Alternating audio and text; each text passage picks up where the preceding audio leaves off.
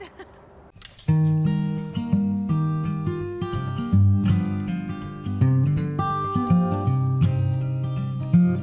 morning, friends. It is the second week of NaNoWriMo, and if you saw my video last week, you know that I have opted out of NaNoWriMo this year just to give my book the time and the space that it needs. I realized I really want to be able to go through and organize all of my beta feedback first before I start writing again, and I don't regret that decision. I know it was the right one for the time.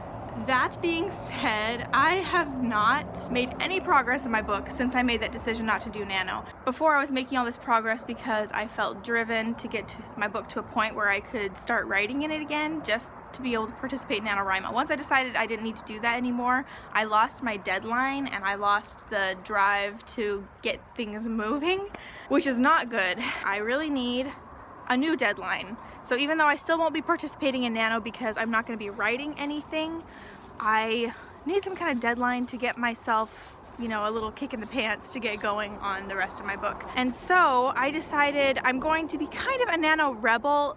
Not that I'm going to be participating in Nano, but I am going to use NaNoWriMo as a motivator, I guess, because right now the whole writing community is just on fire and everybody's really working hard, pushing on their books, and I want to be a part of that, and I want to ride that train of momentum and use it to my advantage to get further in my book. And so while I won't be tracking word count or anything like that on the Nano website, I will be trying to keep up with a regular writing schedule like I would be doing normally during NaNoWriMo. So usually during NaNoWriMo, I found what works best for me is to wake up early in the morning at 5 in the morning and get my words in before I start the day. Now, I'm not going to be getting any words in, but I will try to get at least an hour of work in on my book early in the morning. I'm going to be starting my first day at my new job on Wednesday. Today is Monday, the 11th. Ooh, leaves are falling. That's what I'm going to do today. I slept in today already, but that's okay. Patrick is actually out working somewhere else to be able to focus better, and so I have the room to myself, so I'm going to be, wow, there's like airplanes and cars and all kinds of things going on right now, but look at the leaves falling. I love it. Anyways, so that's what I'm gonna do today is I'm going to try to really push myself to work as if I were participating in NaNoWriMo, and the goal that I'm reaching for is to be completely done with all of my beta reader feedback organization by the end of the month. Not necessarily so I can start writing again in December, but just so that I can have the beta feedback organization behind me and I can move forward with the next phase of my book. So that's the goal. Finish beta feedback organization during NaNoWriMo and feel like I'm participating in some small way. So here we go, let's get started.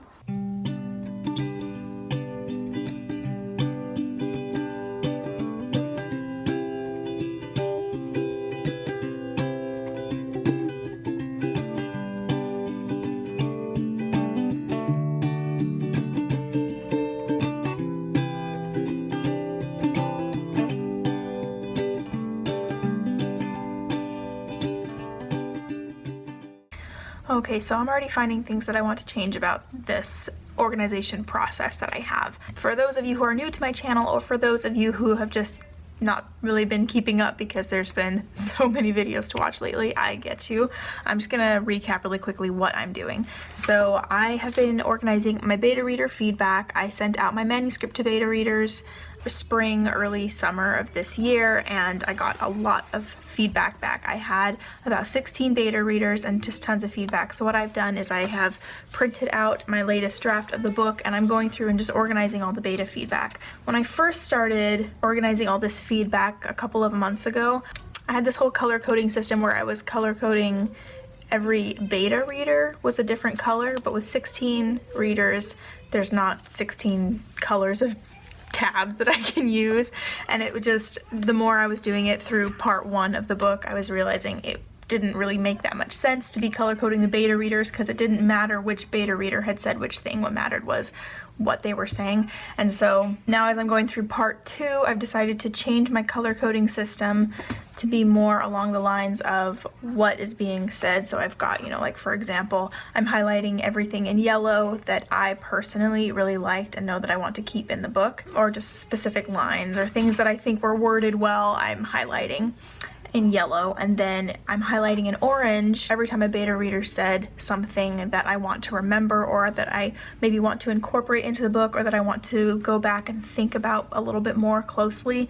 I highlighted those in orange, and then fangirling or things that people raved about that they really liked, I'm highlighting in pink. World building things are highlighted in green. If anything was confusing or needed more clarity, then I highlighted that in blue. So now I just have a different system of the way I'm color coding things as I'm organizing through the book.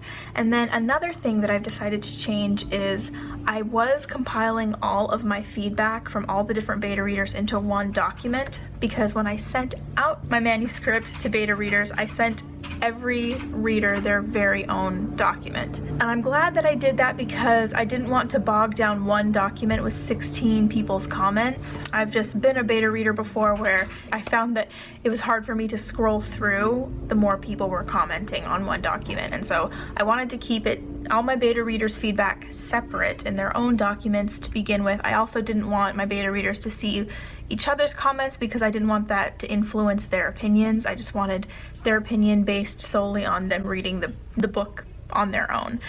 So I'm glad that they all had their own separate document, but now as I'm going through and organizing all the feedback, it's very, very time consuming and kind of tedious to try to put everything into one document so I can see everything and make sure that I'm putting all of the comments in order of where they happen in the book. So I was doing that all in Google Documents. I was just compiling all the beta reader feedback into one document on Google Docs, but it's becoming way too long.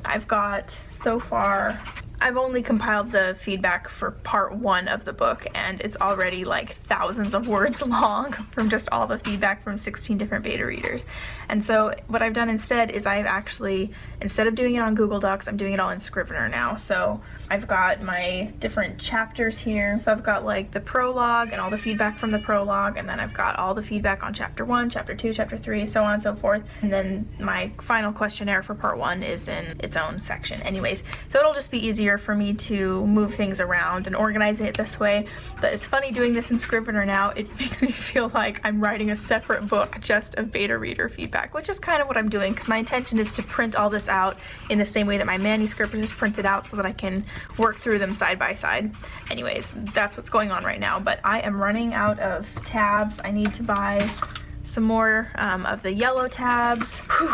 But I've been working on this for probably about 3 hours now today, and I'm on a roll, so I'm just gonna keep going, but I wanted to just hop on and fill you guys in on what's going on with my process here.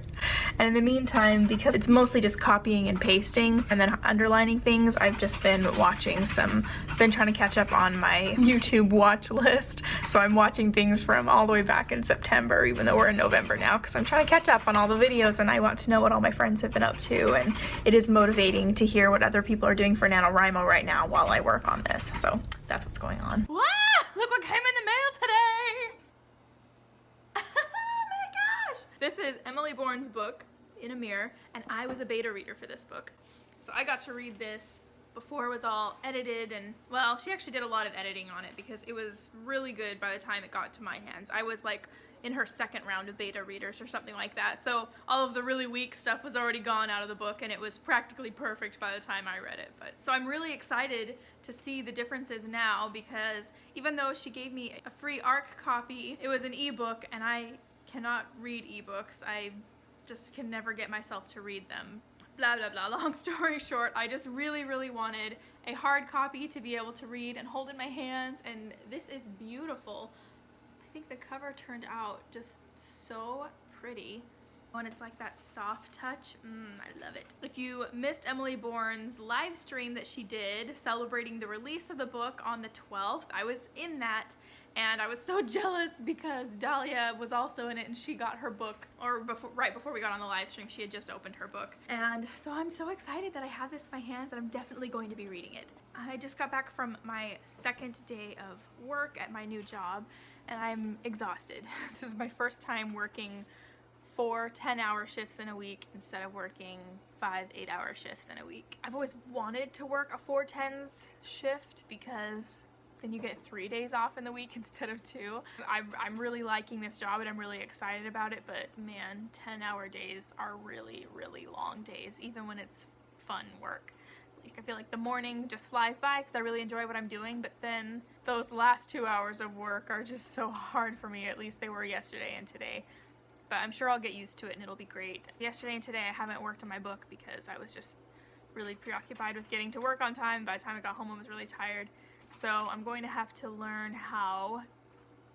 I'm going to have to find a good schedule that works for me when it comes to working on my book and having this job.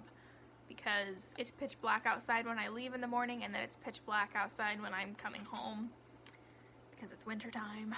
But anyways, that's what's been going on with me. But right now I'm really tired. I don't think I'm gonna be working on my book tonight, but I will be doing some reading. I'm so excited about this. I really love this book, so I'm going to relax and do some reading. Don't bite me. Oh my gosh, you guys are so cute. You're so cute. How do you handle it?